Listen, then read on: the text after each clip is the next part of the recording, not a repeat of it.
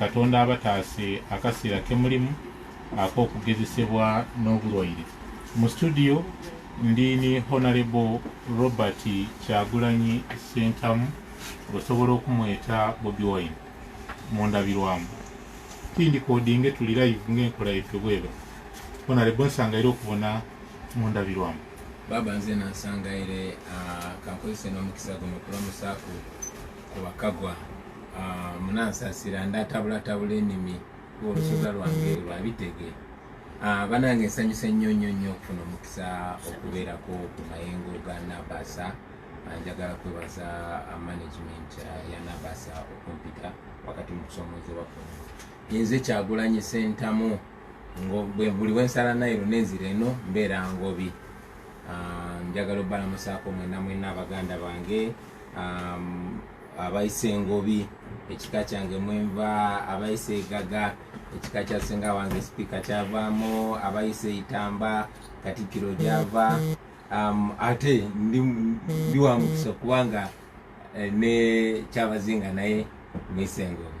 So nsanyuse nnyo okubeerako wano, mbalamusaako mwena gye musinzira okutuwuliriza, ab'e Bugabula, ab'e Buzaaya, ab'e Butembe, ab'e Ruuka, ab'e Bulamogi, ab'e Kigulu, ab'e Buna, ab'e Bunanumba, e Bunole, ab'e Busike n'ab'e Bukono. Mwena nsanyuse nnyo okubeera nammwe ku mayengo g'empewo eno. Bakyali bange abali mu ghetto, abali mu garagi, abali wansi mu faamu, abali mu bikaado, banange nsanyuse nnyo okufuna omukisa guno. Kansuubira emboozi yaffe eno enegenda bulungi. Mbalamusizaako mwena basebo ne banyabo. Kale weebale nnyo, tusangaire okubona Ngobi Robert Kyagulanyi Ssentamu Bobi Wine. Ebintu biri kutambulira bitya mu kaseera kano aka coronavirus? Lwandibuza biri mu kututambulira tutya ffenna, kubanga siri wano kwogera ku lwange, ndi wano kwogera ku lw'abantu bonna. Singa nali njogera ku lwange ze biyinza okuba nga si bibi nnyo, naye manyi nti ebintu tebiri bulungi eri abantu abasinga. Abaana aba bodaboda, mikwano gyange tebakola kati. Abataxi embeera gyabwe ogimanyi, ab'amasaluuni, ab'amaduuka, kwegamba embeera si nnungi eri abantu bonna. Okusinza ku mbeera nga bw'ogiringirira ya coronavirus munsi wona ne Uganda, embeera gye tuli ekigemamu ekyokulwanisa obulwaire obwo, obonamu ebirumira oba tutambulira awo? Ebirumira bingi. Okusookera ddala twali tuli ku mulamwa omulungi, era ffenna twavaayo ne tukwatagana ne tuwagira enteekateeka ezaali eza gavumenti ebiseera ebyo. Nze omu ku bayimbi era bannayuganda abaasooka okuvaayo okukunga abantu, okubategeeza ku buzibu bwa coronavirus naki kye tuyinza okukola okumwewala. Era bannayuganda njagala obeebaza, bazanya paati. Omanyi bannayuganda tuli bantu abalungi ennyo, bajumbira okunaaba mu ngalo, ne bajumbira social distancing. Bannayuganda ne bakkiriza okusigala ewaka. Naye obudde gye bugenze butambula, corona efuuse business. Era ng'abantu abamu bwe bagamba nti corona virus yatandikira China ng'ekirwadde, n'agenda e Europe nga politics, wano yajjanga business. Coronavirus yafuuka business, ate kyafuuka nga kyakulwanyisa ekyebyobufuzi.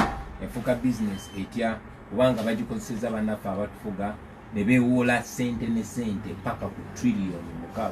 Omanyi trillioni 6 zibeera billioni 6. Billioni 6 zibeera billioni 6.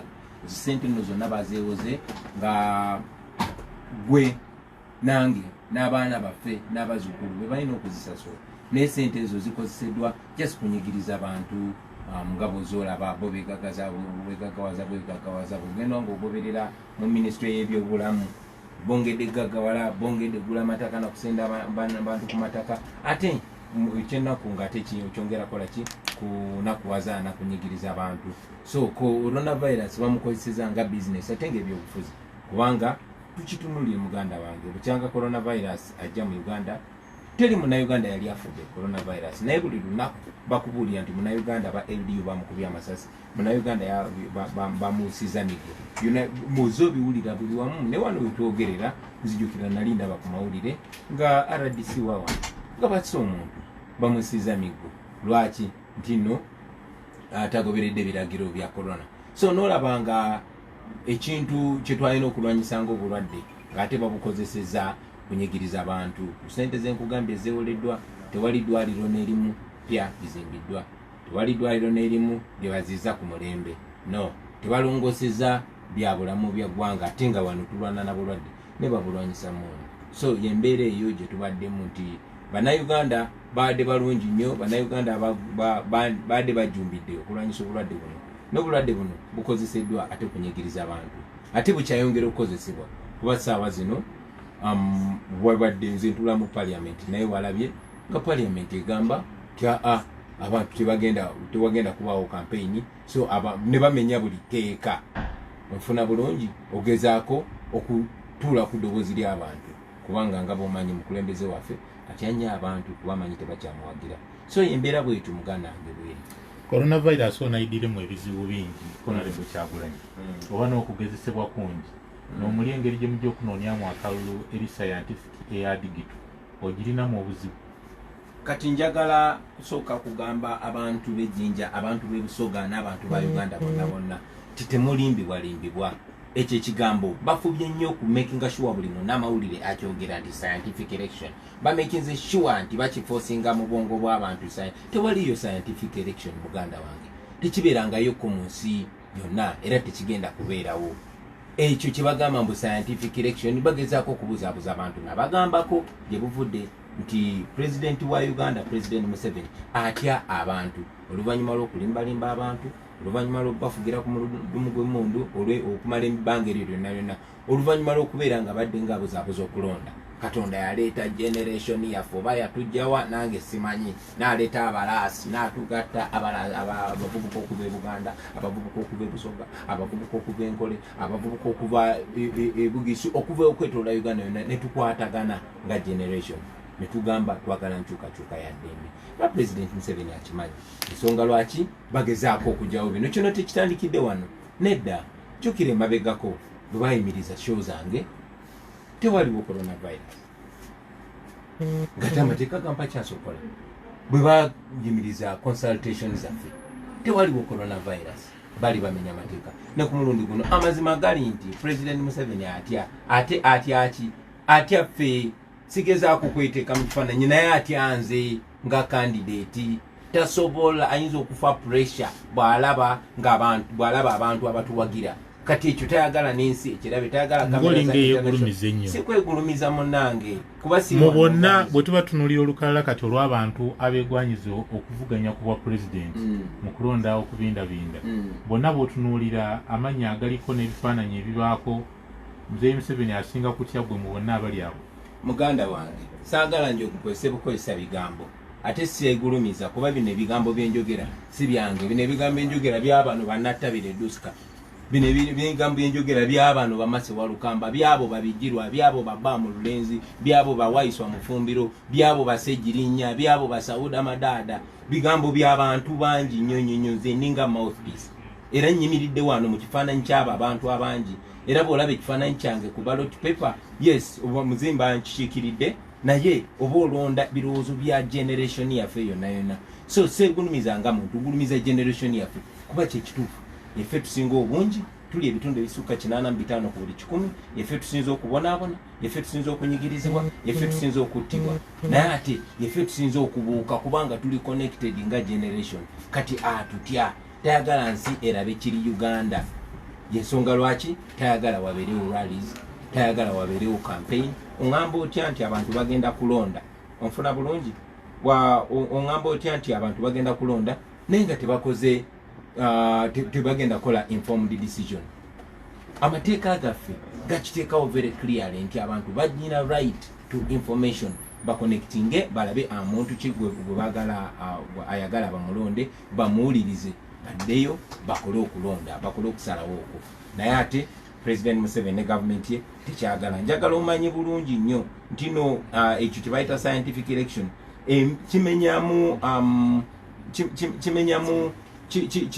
kiwakana ne contract gye tulina n'abantu, kiwakanya amateeka, kiwakanya semateeka, kiwakanya buli kimu. Ate kyabulimba kiri hypocritical. Muganda wange genda wali mu paaka saawa zino olaba abantu abaliyo, genda mu katawuni konakona wano mu Busoga oba mu Uganda yonna abantu bajjuddeyo bangi.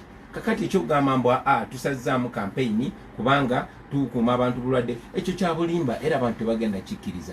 President Museveni abadde afuba nnyo okulaba nga bannayuganda tebaconnectinga tebawuliziganya. Ensonga lwaki kati bateekawo kino ekiwaani nti scientific election so that baleeta scientific result. Kwegamba byonna baagala biteeka mu science. Nzize nga nkyogera titwagala akalulu ka alaali si ka alwali. Awo ne wendi kwenda otuyambeko okumanisa abatuwuliriza. Mwabaire mu palamenti mwakibisa kyabise waira abandi mwakiwakainya ekyokuba nti campaign dijaba scientific. Olwo akalulu tukobe ntojako esimbamu era tojako etabamu kubanga kajja kuba scientific tekagenda kubeera scientific. Nkusaba togezaako kukifosinga mu bwongo bw'abantu era bannaffe mwenna abatuwuliriza tebabalimba tewaliyo ebyo bayita scientific tekiriyo muganda wange.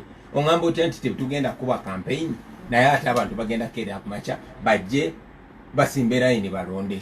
Bwe tolaba nga kibitinga common sense nti musigale waka naye butuuka okulonda muveeyo mulonde. Kyogamba nti kwolwo olunaku obulwadde banaba babusibye kwolwo olunaku buleme kutambula naye ate munaku endala butambule.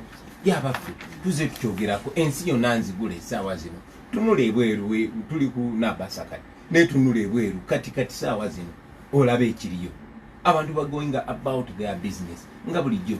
So kati ekyo kyakubuzaabuza era bannayuganda tebakikkiriza. Tugenda mu kalulu akaddala akalagirwa amateeka ofuna bulungi era akakalulu ketugendamu so si bino bye bagamba.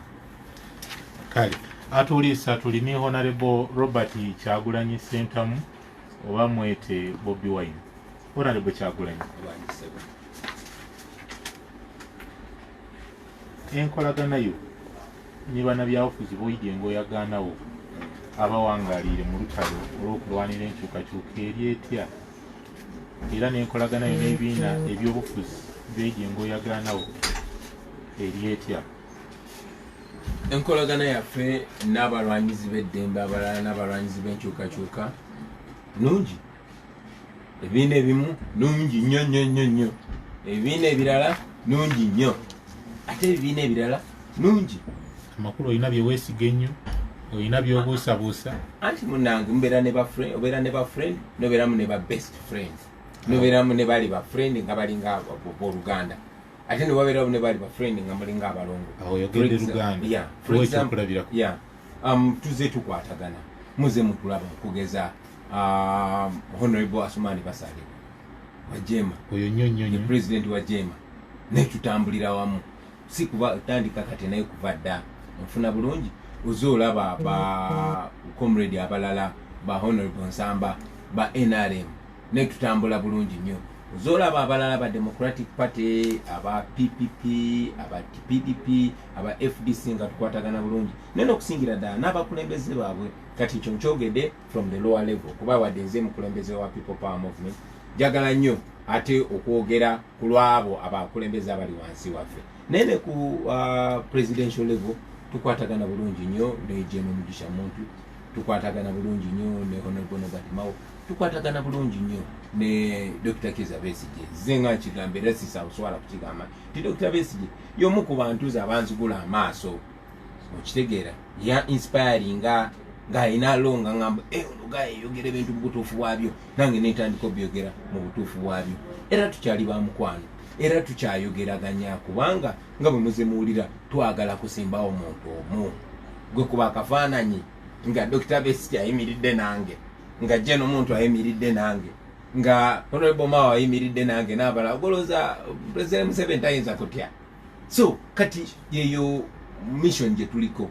Of course nga bwe nkugambye nti abamu tukkiriziganya completely abalala tukyayogeraganya tulabe nga tukkiriziganya. Of course tuyinza obutasobola kukkiriziganya nabo 100% naye enegenda kubeera coalition of the willing. Abo abanakkiriza tukwatagane tugendagenda tumaleko. Zenga nkyogera nti abamu tujja kwatagana mu lugendo nga tutambula abalala tujja kwatagana nga tunatera okwambala engule ate abalala tukwatagane nga tumaze okwambala engule neffe tumanyi nti at the end of the day tulina kubeera wamu. Otemyetemye abantu mikwano gyo n'enkola yeggana yiyo imwe naye nabo watuwa ekyokuboneraku nti muli kwenda muleeta omuntu mulala okwesimbawo ku bwa president singa bala abangi banayikkiriziganya nga bw'oboogere kwawo balondayo omuntu owundi ataliiwe bona ikiriziganya nabo wamuwagira. Okusookera ddala ffenna tulina kukkiriziganya n'abantu. Ffe ekyatandisa ekisende kya people power kubanga it's supposed to be the people. Abantu bo bagamba ki?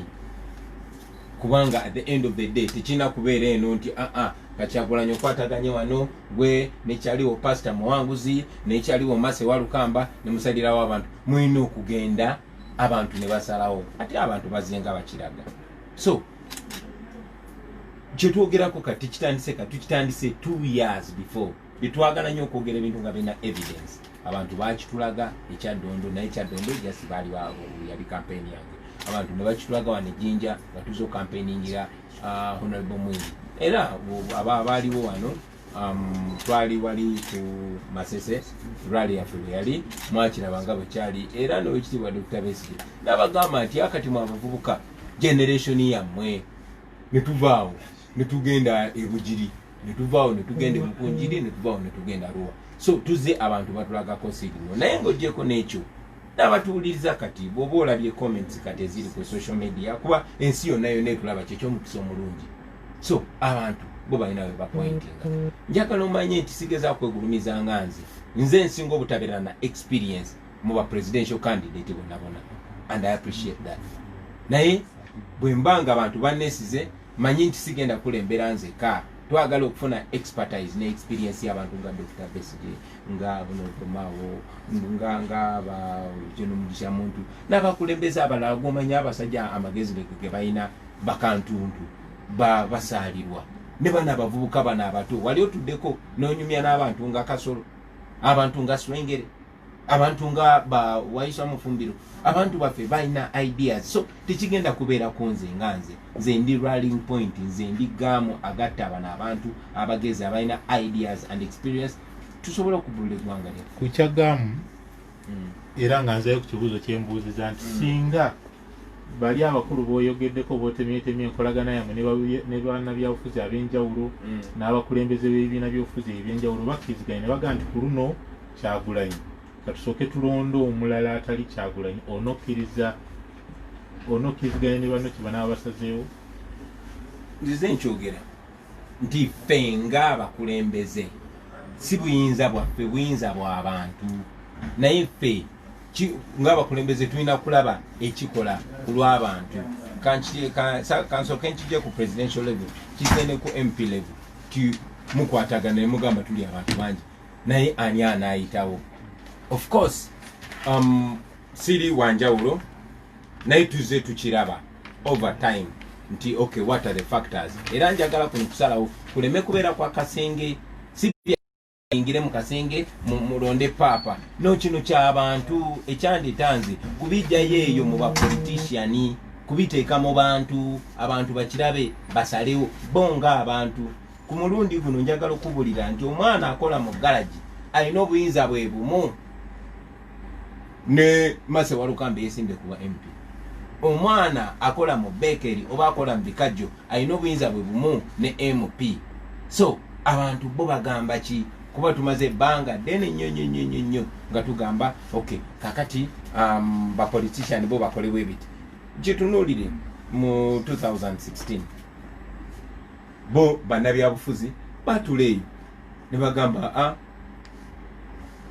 asinga okusiba ettaayi ye Amama Mbabazi. Bo ne balonda Amama Mbabazi naye bannayuganda ne bagamba nedda ssebo bo ne basonga wali.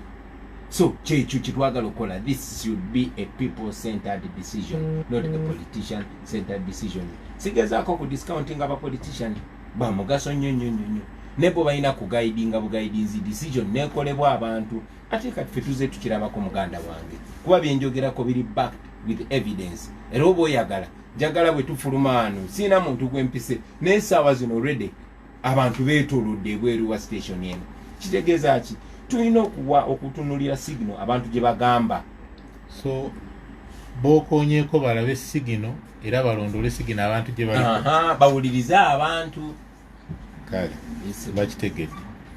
Kwabo bano bosanzeewo nga bali mu lutabaalo waliwo abatalina bwesige mu kakiiko ak'ebyokulonda era bagamba nti singa kale n'obwesige tebabulaba mu kulonda kuno gweoyina obuvumu n'obumalirivu oboleka nti olina buzibu mu nteekateeka akakiiko ak'ebyokulonda gye kaba kateeseewo mu kulonda kuno.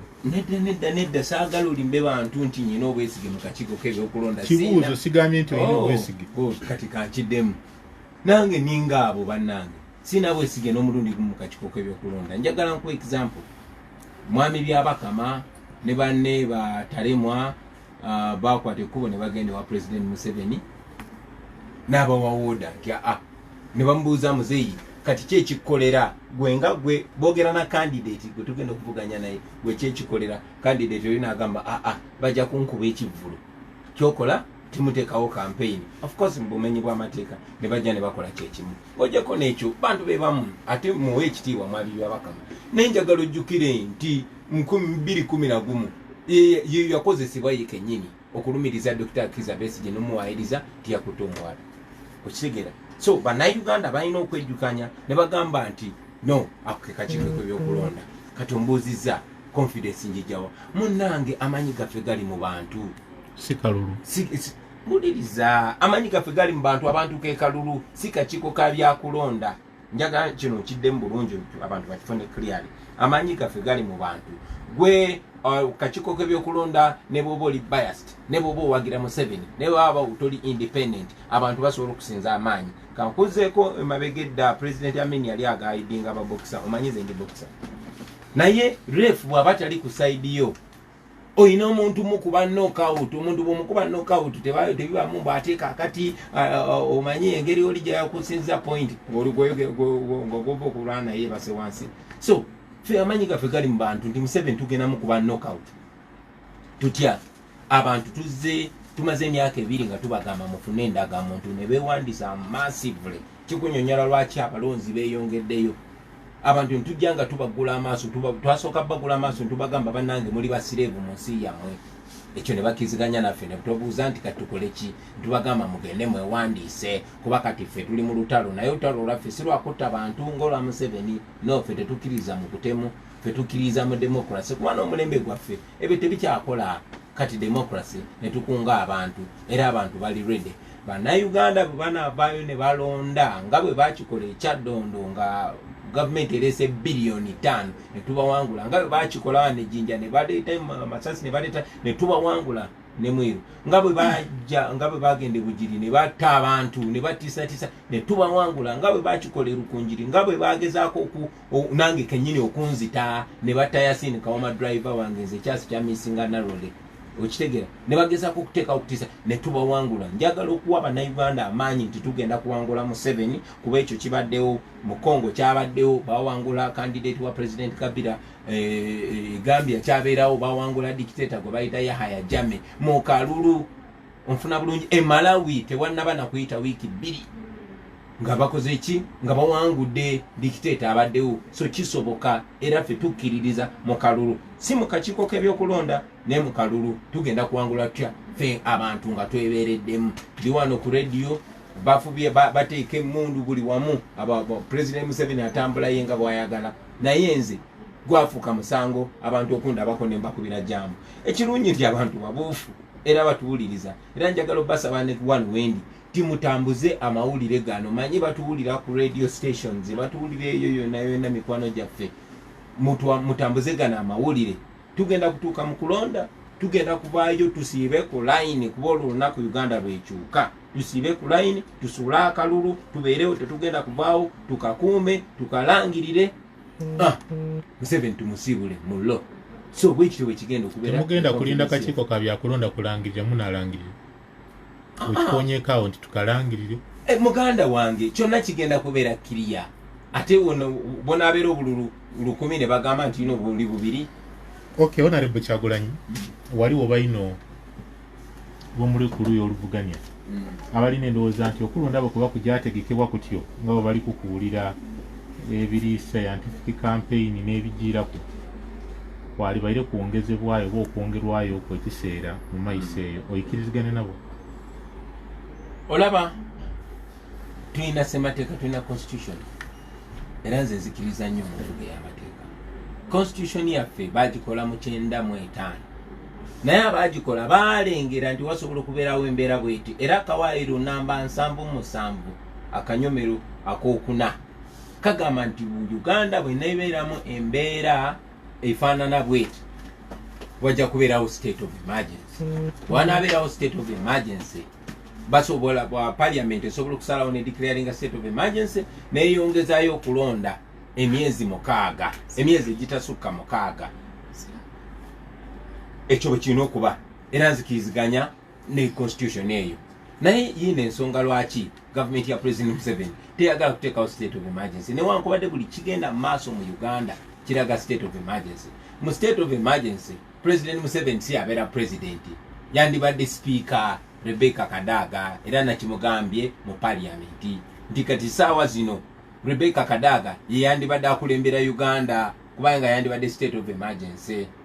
Naye Museveni kubanga ye tayagala kutabuyinza tasobola kukkiriza amateeka ago kivola babagamenya mu ngeri yonna okigera ate ne senga wange simanyi oba bamutiisa butiisa naye ayina obuyinza obwo ffe nga parliament tusobola okusalawo naye lwakubanga bumanyi parliament esinga era njagala okigamba abantu ensonga lwaki twesiba ku parliament eyo ensonga lwaki njagala nnyo musi kulonda nze nzekka naye n'ababaka abagondera abantu ababaka bagenda okubeera basaabanti bammwe bemuba musindika mu parliament kuba parliament eyo esalawo bingi nnyo olunaku lwaleero parliament eri mu nsaawo za President Museveni kasita babawa sente natunulidde ababaka ba NRM neŋŋamba bano bagayi baabaki babawa obutwa nga nabo balaba era twadde tukyogerako ne mukwano gwange awo mu parliament nga tugamba bano abantu baba bagenda kuwa butwa wakirimanya togala obwongo wakirimanya nti buno butwa bugenda kunzitira munaku mmeka ofune kyakola ekiramu naye bwe wanywedde bunywa butwa buli mu 7 kyaleta bakiyisa buyisa tebamanyi kigenda ba affectinga but most important kigenda ku affectinga eggwanga lyaffe.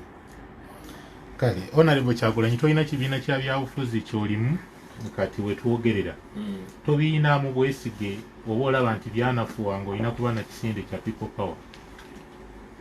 Kakati njagala kujjukiza nti nze ntunulidde nnyo ebyafaayo bya Uganda yaffe naddala mu nkulembera naddala mu byobufuzi. Uganda buli webadde yeetaaga enkyukakyuka kibadde kitwetaagisa okwegatta bwe twali twetaaga okufuna independence twalina okwegatta. Eyo UPC teyaliiwo waliwo UPU ne bibiina ebirala balina okwegatta okuasharinga Uganda to independence. Bwe twayingira mu dictatorship eyasooka eya President Idi Amin okumujjako balina okwegatta bonna abalule ba Museveni babinaisa ne bakola Uganda National Liberation Front UNLF bali begasse. President Obote bwe yafuuka dictator nabba n'akalulu Museveni alina ekibiina kye ekya UPM n'aba DP baali babbi akalulu n'abalala naye balina okwegatta ne lule ne bakola a movement gye bayita National Resistance Movement okigera. So kizibwe kityo Uganda buli weyeetaaga enkyukakyuka tulina okwegatta kubanga ebitunyiga bye bimu ate bwe tunagitereza tujja kunyumirwa kyekimu. Ensonga lwaki twatandika ekisinde ekya people power okugatta bannaffe bonna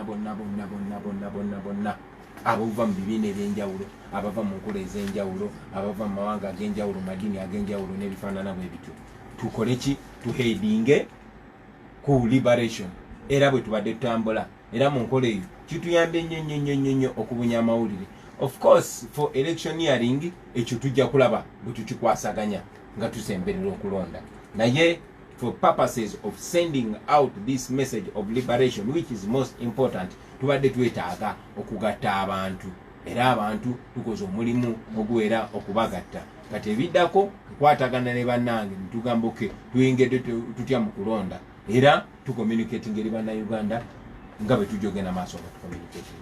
Kikulu nnyo ate kizito okumanya butya omugenda okuyingira mu kulonda. Ndaba kati abantu bangi baagala obwa MP naye bateekawo akabonero ka people power ekitali kibiina kya byabufuzi mu bbanga ettono eribulayo mukiteeseteese mutya era mukitegese mutya kubanga kijja kwetaagisa omuntu okuba n'akabonero kitegeeza nti mujja kusanga omuntu omulala ng'alina akabonero nga tekakwatagana nakako.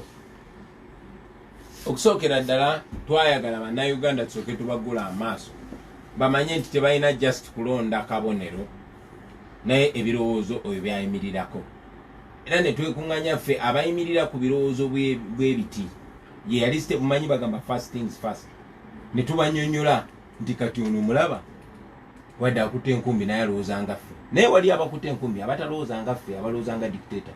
Ono akutte ekisumuluzo naye alowooza nga ffe, naye wali abakutte ekisumuluzo abatalowooza nga ffe. Oleeta kyakulabirako bolaga kyekiriwo nti ono kyekiriwo nti ono waliwo abakutte enkumbi abatalowooza nga mu sako mpulirize muganda wange nti ono ayambadde yero onfuna bulungi, ayambadde baasi naye ate talowooza nga dictator, alowooza nga ffe.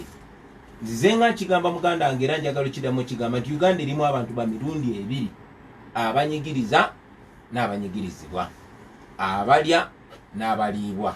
Kati bano bali ku side zombi, bali mu opposition, bali ne mu gavumenti ababonaabona, ate era ababonyaabonya bali mu gavumenti, bali ne mu opposition. Ensonga lwaki nze ngamba abantu nti wano siri mukwogerera opposition, ndi mukwogerera bannayuganda bonna abatalina ddembe lyabwe, abayisibwa obubi. So ekyo bwe kityo bwe kiri, ofuna bulungi. So the idea is a liberational idea. Of course bwe tunasemberera okulonda, saagala ensonga ya kabonero gibuusa amaaso, ensonga nkulu nyeeyo n'ebirala bifaanana bwe bityo. Naye for now njagala abantu, njagala no program tugikozesa okulaga abantu ekituufu. Manyi nja kuddamu nfuna omukisa okudda wano kunaabasa nga tusemberedde okulonda, ate twongere okuttaanya programu zaffe. Ono twasazeewo candidate ki gwe tugenda okwenda osinga wano, twasazeewo tugenda kozesa strategy ki, twasazeewo tugenda kola tutya, ebyo tujagenda nga tubitaanya. Naye for now ye message eno gye njagala okuwagana. Oyikirizigana n'abakoba nti mu opposition mulimu abakolagana n'abali mu kibiina ekiri mu buyinza, ng'eno babamisana b'opposition obwire bamala bakuta bayirere. Nkugambye era nkiddamu nti nze soogerera opposition. Ffe tetuli opposition, ffe tuli option. Nkiddamu, tetuli opposition, tuli option. Tetuli bakuwakanya, tuli ekiddibwamu, ffe tuli answer. So yes, ombuuziza nti mu opposition waliwo abakolagana ne gavumenti, oba mu gavumenti waliwo abakolagana n'opposition. Ekibuuzo eno ekyo nze mu ndowooza yange kyandibadde mu opposition waliwo abakkiriziganya n'embeera ez'okwenyigiriza abantu, era mu gavumenti mu NRM waliwo abakkiriziganya n'abantu okubeera n'eddembe lyabwe. Nja kugamba ye, bw'onombuuza nti ani, nja kugamba abantu mubatunuulire, mujja balabira ku bikolwa byabwe. Webale nnyo, webalire ddala. Mbuze ekibuuzo ekirala. Kale weebale nnyo Honorable Robert Kyagulanyi Ssentamu Bobi Wine. Atuuliisa tuli ku 89 akatoneze 4 Nabasa Fama. Eno ni program endabirwamu Kyagulanyi ti wa opposition, Kyagulanyi wa option. Kale katambulira awo n'owa option akulira ekisinde ekya People Power. Amaanyi ng'ogatayire ino ku bwa president, ebifo ebindi oli seefu? Sinze buli wogamba ng'ogatayire. Ati niwo omukulembeze wa option, niwo omukulembeze wa People Power. Munnange okuyimirira niwe komanda. N'okubeera wano mu studio nandibadde ndinzekka. Ne okulaba nga ndine Natabi, ndine Masewa Lukamba, ndine Bijirwa, ndine Pastor Mwanguzi, kubanga bino ebirowoozo byaffe ffenna. Singa mbadde nze kwemalira nandize n'enjogera byenjagala. Byenjogera bye twagala. Kati kibuuzo kyandibadde amaanyi nga mugatadde nnyo obwa president, oba ba MP temwagala buwangula. Nja kugamba nti amaanyi tugasinze gukafokasinga ku presidency, kuba nze ndi MP muganda wange. Nendi MP atakkirizibwa kufuluma mu nyumba yange kugenda kulaba kyekigenda maaso mu constituency yange. Lwaki? Kubanga President Museveni yawamba institutions zonna. Amateeka agamenyanga bw'ayagala. Ekizibu kya Uganda ye Museveni. Era gwe twagala okujjawo, gwe badde bagezaako okujjawo ebbanga lyonna kyevudde ne mwegamba ono kyali mu mumpeemu nze mwewulira. Naye ate tokomaawo ka Parliament tulina ojeera buto. Yensonga lwaki tuze tubagambe, era tujja kujja tubasongera ku bakandidate baffe nti bannange wano waliwo bemmanyi already beseetaaga kwogerako. Naye era twagala buli kifo nakyogerako, era nziramu nekyogera, twagala okusweepinga, okureplacinga obukulembeze buno obuli dictatorial, tutekewo obukulembeze obugondera abantu. Kuviira ddala ku level ya President Museveni tumugjewo, entebe tugitwale. Ba mayors bonna abakiriziganya ne policies ezitakwatagana n'abantu tubajjewo tuteekewo abalala ne ba MPs si ba MP bokka ne ba kansala paka ku LC1 naye njagala ne kino kittanya nti obuzibu bwaffe tebuli n'ababaka oba n'abakulembeze ba NRM bangi nnyo abakulembeze ba NRM nenga baagala ensi yaabwe era nga bwe nkugambe bangi nnyo abatambulira mu opposition nenga tebaagala nsi yaabwe so ffe twagala change kyoba otuyambeko okugaziya era mbaye ndikuidaawo nti obuzibu obubonawa President Museveni n'ekizibu NRM n'ekizibu oba enkola ey'emirimu erikolebwa buti mu Uganda n'obuzibu obuzibu kambunyonyole emirundi ebiri of course enkola y'ebintu mu Uganda bwe buzibu ne buvaawa buva ku mukulembeze wali omukwano gwange batwali eyo ne bambuuza nti problem ya Africa oba Uganda yeki mpaye ebizibu bisatu ebya Uganda nagamba ekizibu kisooka ekya Uganda bwe bukulembeze ekizibu ekyokubiri ekya Uganda bwe bukulembeze n'ekizibu ekyokusatu ekya Uganda bwe bukulembeze era nzikiriziganya nabo ate nzikiriziganya ne President Museveni n'ekitabo kyawandiika nga ali mu myaka gyange bakiyita What is Africa's Problem kyawandiikibwa Yoweri Kaguta Museveni mu kitabo ekyo yagamba Africa's problem in general and Uganda in particular are the leaders that overstay in power. Okitegeera kye ngamba lwaki abakulembeze bwe bagenda mu buyinza bawamba ebitongole ebya gavumenti ne bifuuka bo kati Uganda Police ye Museveni, Uganda Military ye Museveni, Bank of Uganda ye Museveni. Yensonga lwaki owa police tagoberera amateeka omulimu gwa police is to follow law and order, to keep law and order. Nekati mu Uganda police omulimu gwabwe kumenya amateeka kasaba nga bayamba Museveni. Kikonyonyola lwaki nze n'okutuuka wano kunabasa nzizenga ninja kuba batadde road block eyo yona okunemesa okujja ku radio station. So ekizibu kya Uganda yenkola ekulembera wa President Museveni baze batunyonyola na akyusiza buli muntu okujjako ye akyusiza abaminister akyusiza akyusiza obukiiko bw'okulonda naye yetakyuka era ensi tekyuka kati ffe twagala kukyusa ye kennyini then Uganda esobola okudda ku luguudo olutuufu kuba kati yava ng'omugenzi Basudde bwe yayimba kati eno basi dunia yava ku main road kati eddukira mu nsaalusa akagasaka. Honorable Kyagulanyi waliwo abantu abalina endowooza nti lwaki Kyagulanyi tasoose kuyirayo mu palamenti ekisanda kino n'anywezaamu n'awaako omukisa ababayirewo okutuusa ekigendererwa mu maiso okirowoozaako kyekyo? Nze sajja wano okubeera mu palamenti kyova olabira tundabawo nnyo. Nze siri politician muganda wange nze najja kujjako Museveni nkiddemu ng'oyita mu palamenti. Nali muyimbi bino ebintu byenjogerako maze emyaka kumpi 2 nga mbiyimba si bipya naye kubanga bwe nali mbyogerako nga artist nga baagala nnyo okugamba abo bayaaye abo bavubuka abo bayimbi neŋŋamba okay okuntekinga serious mwagala nkole ki kuba naye n'enviri zange mpanvu nga nzaagala nnyo nensalako nenkyusa nensiba nettaayi neŋŋenda ebigambo nentandika bagamba mu Luzungu naye era mu parliament gye nalabira nti system yonna nvundu onfuna bulungi nti bawamba ebitongole babiwamba ekintu njagala kigende mu bwongo bw'abantu ebitongole babiwamba okitegeera nti tulina office ya IGG naye temulina mugaso omuntu omu nakalema yalina amaanyi okusinga aga IGG onfuna bulungi poliisi tekyali poliisi osanga awo kavubuka kubanga kafaanana ng'abafamire ya Museveni kekali awo myaka 23 naye nga kakuba ne ba DPC ne ba RPCMP yensi bwe yayonooneka bwetyo. So nze kyandeeta kuconnectinga generation yaffe kubanga baali bagezezaako bangi nnyo bwe twasuubira bitukolera abana abasiba amatayi abawasoma ennyo zi degree ne zi masters aba intellectual nga tulaba bonna tebatukoledde nga tefe tusinga obungi nengamba naye bakyali bange lwaki tetwebereramu netusalawo twebereremu.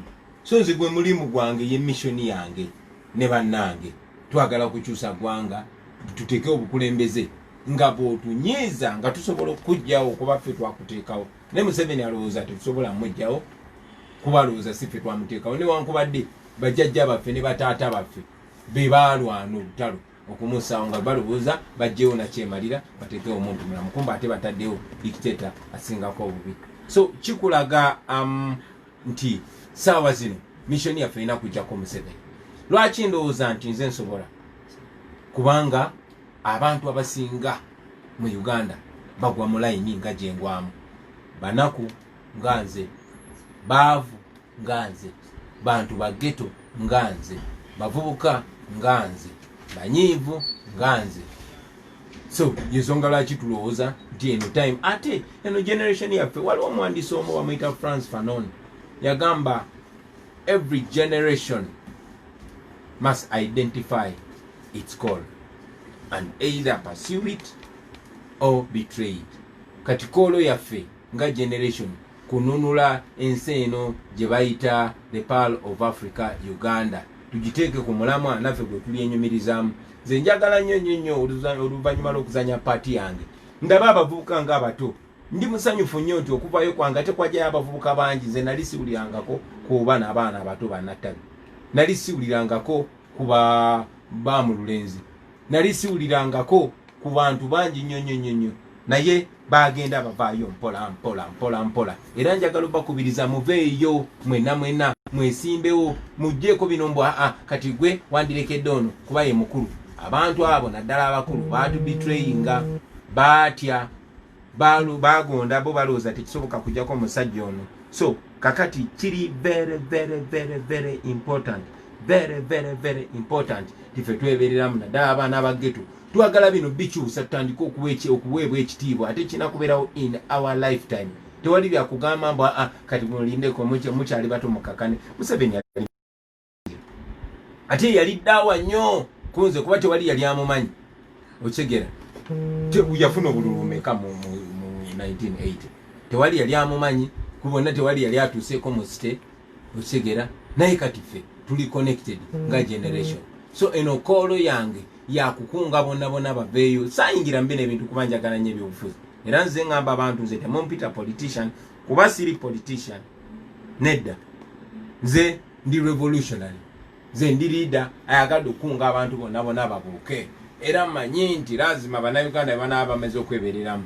Njagala nnyo nfune chance okuritayiringa nga nkyali muto, ngendeko ku beach mpowe, ngendeko nkuba emiziki gyange n'ebintu ebifaanana bwe bityo. Mu Uganda eyeyagaza.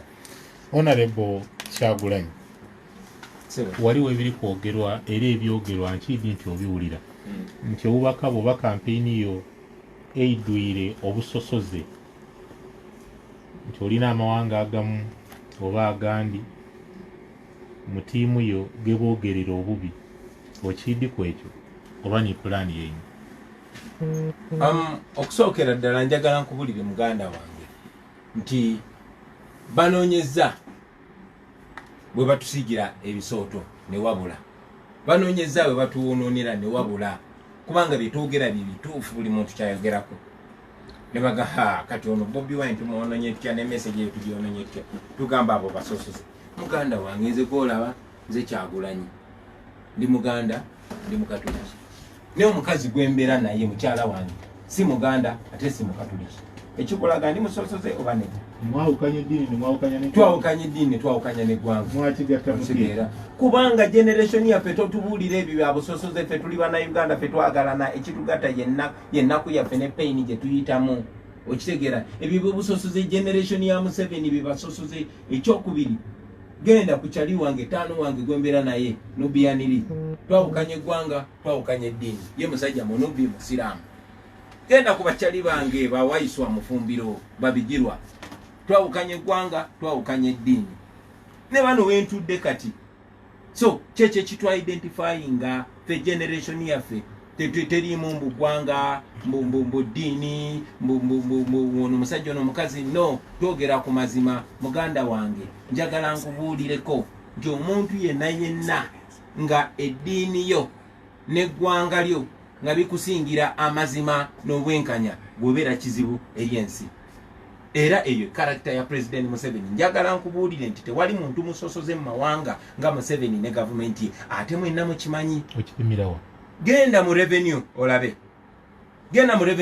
Bonna bafaanagana. Sinasoma listi bakoze lishafu. genda yo kati genda mu office yonna genda mu police genda olabe buli RPC buli RDC onfuna bulungi genda olabe buli office buli wamu genda mu electoral commission mwennyini ontegera kyengamba. Museveni's regime has shown us the highest level of tribalism. Ekyenaku nze bwe njogera ku tribalism ate nze mbeera omubi naye aba practicing a tribalism bo tebabalabanga bubi okyegera. Ensonga lwaki bafuba okukozesa abantu bonna okuleeta ebyo bimesagi byabwe bya tribalism. Munange ffe twagalana generation yaffe tuli connected okyegera. Tosobola tugamba mbu kati ono mase si wagwanga lyo so talina kubeera kyaliwo. Nedda ssebo we judge people by the content of their character. Ekimulimu kyetutunuulira kikunyonyola lwaki balooya bange basomani basalibwa lwaki mikwano gyange lwaki abantu bonna betukolagana nabo. Ffe tetulina busosoze n'omulundi n'ogumu era njagala utwala omukisa guno okuvumirira obusosoze obuli mu gavumenti ya Museveni. Basosoze omuntu atalinga batava mu ggwanga lyabwe in fact mu family yabwe Museveni musosoze. I will say that without fear of contradiction. And that must stop. We must create a country that makes everybody proud. Ochegera. Tewali muntu alina musango to be born from any part of this country. The deal at independence was that people were coming together from different tribes, different religions to build a nation that will make life better for their posterity. Ochegera. Bobo ingira ku parliament yaffe. Olabanga mawanga gonna bagateekawo ku gate yaffe mu 1962. Omanyi lwaki? Kubaga mawanga gonna gakuŋŋaana gakola eggwanga lye bayita Uganda nga gonna genkanankana gonna galina kufuna equal opportunity no matter the tribe. So eyo is part of our message. Webale nnyo webale. Waliwo abantu abalina endowooza nti okuleeta enkyukakyuka mu Uganda olw'okutuukiriza endogereko bantu kwota ppini evaamu na nnundo nti omujaasi n'asaana okutaawa embeera ereeta enkyukakyuka mu Uganda. Ekirizigana nakyo era tubona abajaasi bangi Kano Besigye Meja General Mugisha Muntu butuyo twafunye General Henry Tumukunde osobola okubasaba bakugemereku oba obaleke nti bo bakirwane ekyokutaawa enkyukakyuka nga abajaasi iwe civilian omala oyidde oluvannyuma. Njagala nkugambe munange abantu batamanyi oba bakimanyi naye tebagala kyogerako nti ng'ennaku z'omwezi 27 omwezi gwa January abayikira bajja ne bawamba ensi yaffe nga batulindirimye nti batulwanira bakulemberwa Museveni okuva kwolwo bafugira nsi yaffe ku mudumu gwa mmondo. Bafubye nnyo okututeekamu endowooza nti okulembera abantu olina kutta bantu okitegeera. Eyo ndowooza y'abanansiko ba Bushmen naye that is 35 years late. Okitegeera kye ŋŋamba. Museveni yennyini bwe baawamba Uganda baatuula mu lubiri nga bamaze odduwamba wali Mengo ne bakola meeting era yagiwandikako mu kitabo kye ekya Sowing the Mustard Seed ne bagamba nti okay tugenda kulembera Uganda okumala emyaka 4 obuyinza tubuhandinge over to a civilian government. Ompulira kye ŋŋamba okuva ku olwo wakayita emyaka 34 gigenda kubeera 35 tebakikolanga. Kati bagezaako okuteeka mu abantu endowooza Museveni coming out nayogera n'okwogera nti yali alimba nti yali for democracy. Democracy is not for the military. Mukanda wange etteeka lyaffe ligamba nti amagye galina kugondera obukulembeze bw'aba civilian. The army must be subordinate to civilian rule. Ensi zonna ezikulaakulanye tezikulemberwa mudumu gwa mmundu. President Uhuru Kenyatta owa Kenya musirikale ngonziramu alinga musirikale ye oba nedda? Si musirikale. President Magufuli owa Tanzania musirikale? Nedda. President Malawi eyakawangula musirikale? Nedda. President Adama Barrow owa Gambia eyajjeko dictator, military dictator Yahya Jammeh musirikale? Nedda. So tebakulimba nga muganda wange ensi nyingi zize ziyita mu system eno ne Nigeria ayita mu system eno tebakulimba ntino abasirikale balina bakulembera ekyo bw'okiteeka mu bantu ate bakozesa nnyo bannamawulire ne media houses okukiteeka mu bantu nti abantu aba bulijjo temusobola kwekulembera kiva mu abo abali mu byobufuzi nga ggwe nedda ssebo kati nze siri mu byabufuzi nze ndi mu bya ddala nze ndi ku alaali kyali wange nze siri mu politics okay Kyagulanyi ali ku bya alaali nsi ki gye weegomba noga ati kale singa Uganda eri bwetyo mu Africa tutandikire ku zene zitwetoolodde anti ze ngamba eziri mu Africa saagala ogende mu bazungu tutandikire ku zene zitwetoolodde Kongo walabye nti okuva ebbanga ddene nnyo wawaddeyo nfuga ey'omusibira mubbwa naye n'abakongo be twajereganga mwana nze mpulira n'ensonyi bwe njogera ku Kongo kati kuba twajereganga Kongo nga bafugibwa Mobutu yakabafugira emyaka 2 tuga ani kwe bafuga emyaka 2 bakatukala katasa tumwene naye Kongo bafunye enkyukakyuka eyo yajja mu mawanga gatwetoolodde ga Kenya ga Tanzania juzi enkyukakyuka eyo yahappenize Malawi so neegomba ensi just efuna change obukulembeze ne budda mu maaso mu mikono gy'omuntu ng'abantu be baboosi be ng'ajja n'abagamba bakama bange mu abanonda tukole tutya bwaba baagala kino ne kiteekebwawo baagala kino kiveewo kibeera bwe kityo so kyeneegomba for now mu kyeweegomba kya nkyukakyuka aife nga tulingirire enkulaakulana embeera abantu mwe bawangaalira ewaife wano mu Uganda kimanyiibwa bulungi nti yakutya security batukoba buliido niye buviire kwawo minisita yakyogera akanti ya Uganda tuli peacefully ni president yaije ng'akyogera nti tuli nsi ya mirembe byendi kwogerera mu bityo iwe tiweegomba mbeera gye tuli mu Uganda nti yeyagaza yesimisa abakuba abantu bafuna ku ndoolo n'ebiringa ebyo kati olaba muganda wange kibi nnyo oli okwa identifyinga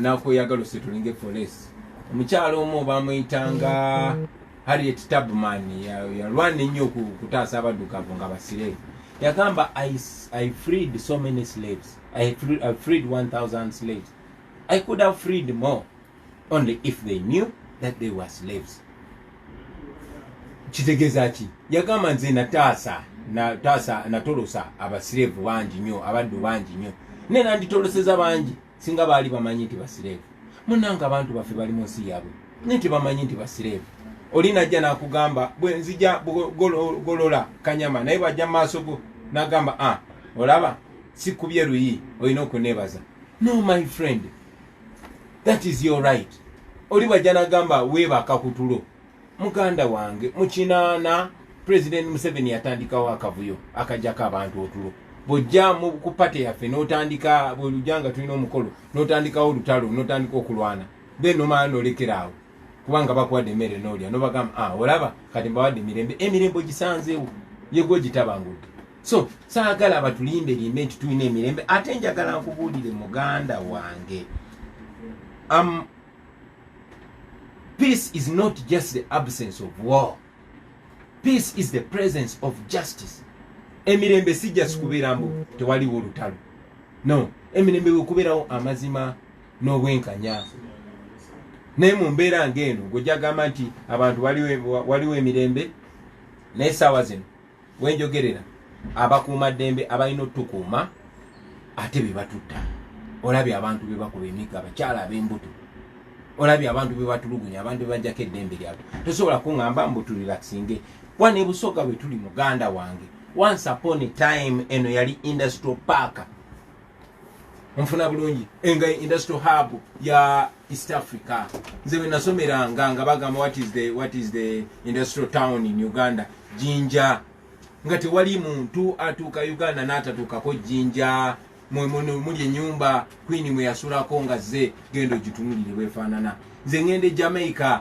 nga babuju bando nibaga man I came to Jinja kyetwasigaza just mugga olabye amasanyalaze nga bwe gaali si bwe gali industries nga bwe zaali si bwe ziri obugagga bw'abantu nga bwe bwali si bwe buli gendo tunulya ebizibu gendo tunulya abantu bawano embeera gye balimu kwe tusobola bagamba nti kasita mwebaka otulo ng'obwavu bubaluma nga tebalina ddembe so tomensioninga nsonga ya kugamba mbu beebaka otulo abantu baagala bwe balima ebikajjo byabwe babifunemu baleme kubeera nga basireevu kati eno busoga eyandibadde nga ebenefitinga nnyo mu bulimi obwo eringa sireevu plantation ze nagendako e Jamaica Jamaica balinga balimanye ebikajjo nga bolaba wano Busoga. In fact Jamaica yenkana ne Busoga. Jamaica kasika tono nnyo nekamanyidwa neyenkana ne Busoga. Naye mu biseera bya slavery nga omuzungu yabeera nannyini samba nga Bajamaica bo balima ku miggo. Embeera bwe yakyukakyukamu nga bazze mu neo slavery nga bakola ki nga babalimisa ku busente obutone nnyo nga badukavu tebalina bitunda bwe baba balina bitunda balina okubeera ne license ate balina kuguza muzungu. Njawulo kyeri wano musobola okutunda ebikajjo byammwe nga mubirimye mumanyi ne by products ezirimu no bantegezeza nti yiika namba ey'ebikajjo omuntu agifunamu $40,000 okigera ate nga amaze obipakinga wali okumala wiiki 2 abantu balina jagale balina power over their productivity. Twalinanga Busoga growers cooperative society gye bayitanga society okigera ekyaliwo bwe bakuteesa kukulima abantu bakuno be balima naye bwe bakuteesa kulima bali abaguzi be balima be bateesa abaguzi abo abasinga obungi si bannansi yes bannansi mu mateeka naye si ba locals. So twagala abantu baffe beyagalire mu nsi yaabwe kubaffe tulinga emiti gya wano tulinga ebinyonyi bya wano tuli baana ba wano so balina okubenefitingamu ekyo. Njagala omanye muganda wange nti buli kintu tekikolera abantu ba outgrowers tebafunamu lwaki ku ntembere yabatekebwako nga kigendererwa kubaabuwaza ontegera muganda wange. So abalimi betaaga chance yaabwe nga balina right nga balina se ku bintu bye baproducinga tebiriiwo ngobagamba mwebaka otulo obanga agamba mugende mulime ffe tujja babuulira kyemwagala. Tebalina control ku price tebalina control ku kutunda tebasobola kuguza bwe baagala kyokka ne gwe baguza yakola ebbeeyi yabasalirawo kati netubeera mu vicious circle of poverty gwoŋŋamba mbokasita bwe bakotulo. Tetwagala kwebaka twagala kusisimuka twagala kutunula tutunde nga tulaba. Okay, akasembayo metu je mukuwumulamu katono waliwo abantu bangi abaire ku luuyi oluvuganya gavumenti abatabaire mu gavumenti nga bwe tibali mu gavumenti bagiwuliramu emirembe singa bukya kunkyo wabaawo embeera eyo nti Honorable Kyagulanyi ku birowoozo ebirungi bityo by'olina mukola omukago ne gavumenti eri mu buyinza ogikoleremu okirinaku obuzibu Kenya bakikolako Mwami Odinga yakola emirimu ne Kibaki singa kikutuuka ku wano mu Uganda. Munnange kino si kya Bobi Wine singa kyali kya Bobi Wine singa nange natunda dde omwoyo gwange eri abantu abo. Munnange kino ky'abana Uganda. Ensonga ezaleeta Bobi Wine zijja kuleeta omuntu omulala yenna bw'osirisa Bobi Wine oba omuguze singa mbadde bunange wakulyamu lukwe abantu. Still bino ebintu byenjogera abaana ku street babimanyi bajja byogera ate kati babuuse bali confident. Wali abaana bangi basomye okusinga nze babimanyi okusinga nze okigera so bajja kuyimuka babyogereko Buganda wange. Sogerera mu level yakugula oba yakukyusa ndowooza wabula ku birowoozo ebirungi by'oyina enteekateeka ennungi gy'oyina eri Bannayuganda singa bukyenkya ne baga nti nga gavumenti ya NRM bwekyali mu buyinza ekisanja kyayo tekinnaggwako jangu tukolere wano bitambule ati okole ku lw'Abannayuganda ne ku lwabo bogamba bali mu mbeera. Njagala omanye nti ebirowoozo ebyo ebirungi sinze mbireese ebyayogerebwako ne biwandiikibwa ne mu constitution si byange. Bino ebirowoozo byayogerwako naye tetubigoberera byayogerwako ne babiwandiika ng'amateeka agalina okugobererwa naye tegagobereddwa ate ge balaba nga gabaswaza nnyo bagakyusa n'okugakyusa. So bakole bukozi ekituufu okutandika. Government teyeetaaga kubeera na Bobi Wine okugoberera amateeka okuwa abantu eddembe lyabwe. Institutions zitandika okukola parliament ebeere independent kitongole kiramuzi kibeere independent police erekeraawo okutta abantu erekeraawo okumenya amateeka. Teweetaaga ku Bobi Wine kujja kutuula nayo ku mmeeza okulekeraawo obusosoze. So ebyo bwe bikolebwanga kyoliko okivaako munnange option. Of course the option is the right thing. The option is not me nze sirowooza nti tulinayo okuleetayo individual mulala omunene. We don't believe in big individuals, we believe in big institutions, strong institutions. kale atuliisa tuli ku 89 akatonezi 4 Nabasa Foma program endabirwamu ni gy'oli kuwuliisa tuli ne Honorable Robert Kyagulanyi Sentamu ye bwidda mu maiso awo twidde abono oba waliwo endawulo oba n'ebirala ekya Bobi Wine ne Kyagulanyi alimala nga yakigaita ati ninze Ibrahim Shamil ate era ninze byakika katole wubaka buno twire tweyongereyo n'ekitundu kyaffe ekyokubiri.